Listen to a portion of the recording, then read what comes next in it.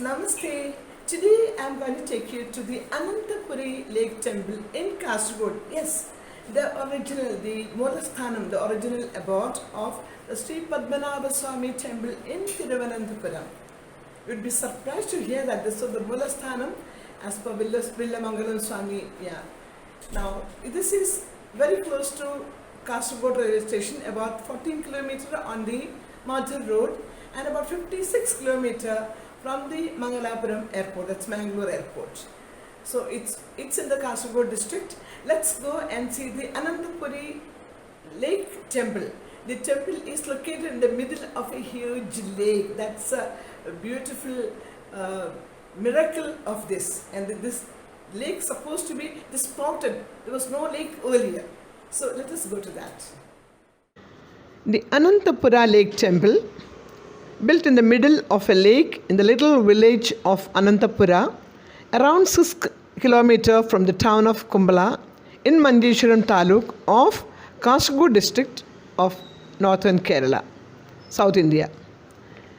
The only lake temple in Kerala supplied with regular spring water. It is considered the Moolasthana, the original abode of Lord Ananthapura Swamy, the deity of the famous Sri Padmanabha Swamy temple in Thiruvananthapuram. The view of the hillocks from the temple is extremely famous. Babia, the vegetarian crocodile, and the temple garden is popular among all the visitors. The drive to the temple in itself is extremely peaceful and calming. The legendary says that Lord Vishnu, the timeless supreme reality resting on the serpent Ananta, representing the endless phenomenon of time, and floating in the Kshira Sagara, the ocean of milk, representing the endless energy of creation. In the Sri Kovil, that's in the sanctum sanctorum of the temple, Sri Ananthapadmanabha is depicted as seated on the divine serpent Anantanaga, while in the Sri Padmanabha Swamy temple in Thiruvananthapuram, the Lord is on the reclining position on Ananta. On both the sides of the Lord are Bhudevi, the goddess of earth, and Sridevi, the goddess of prosperity. Garuda and Hanuman stand in front of them praying with folded hands. Heavenly maidens stand the Lord and his consorts from behind. Jaya and Vijaya, Lord Vishnu's attendants, stand in God at the entrance. The ancient lore says the devotee of Lord Vishnu, Sri Villamangalatha Swamigal, he is known in Bengal as Villamagala. That's the Villamangalatha Illam which is associated with. While Villamangalatha Swamy was doing penance in the holy spot, Lord Krishna used to visit him disguised as a mischievous little boy. One day he did some pranks on him while the Swamigal was doing his puja. Swamigal at his wits' end pushed him with his backhand.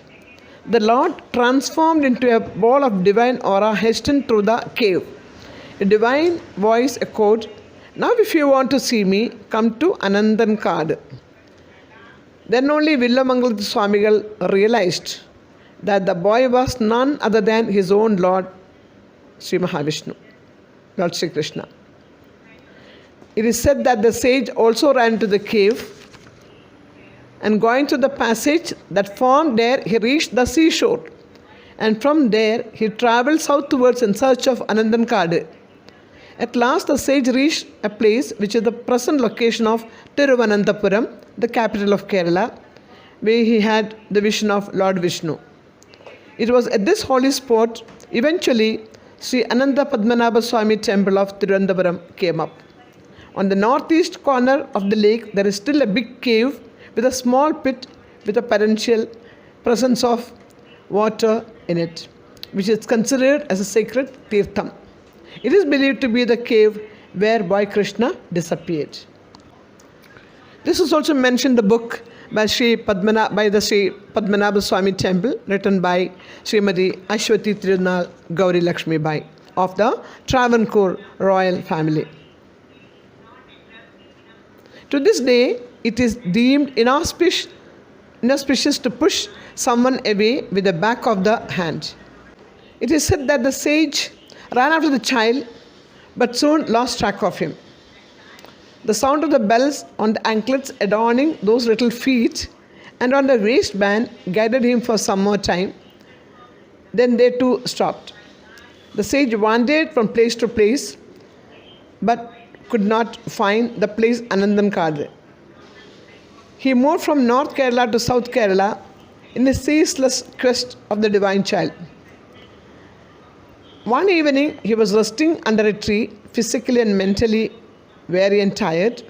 From the opposite side, there stood a hut of a Pulaya, a downtrodden family. He heard the voice of an angry woman threatening her baby, who would not stop crying, that she would throw him into Ananthapura if he did not stop wailing. The sage immediately rushed to the hut and requested where it is. The woman pointed to the nearby forest, which was the destination of his long search, Ananthapura. He later on went to the forest. He then found that there was a sudden crash of a ilupa tree, the mighty sound before him, and then a great radiance manifested. On reaching the spot, he got the darshanam or vision of God as Sri Padmanabha Swamy reclining on the serpent chief Ananta. The extent of this form and subsequent reduction in size in response to the sage's prayers are the same as in the story about Divakara Muni also. Having nothing else to offer the Lord, the Swami took a small unripe mango from a nearby tree and placing it in a dry coconut shell, offered the same to the Lord in an overflow of emotion.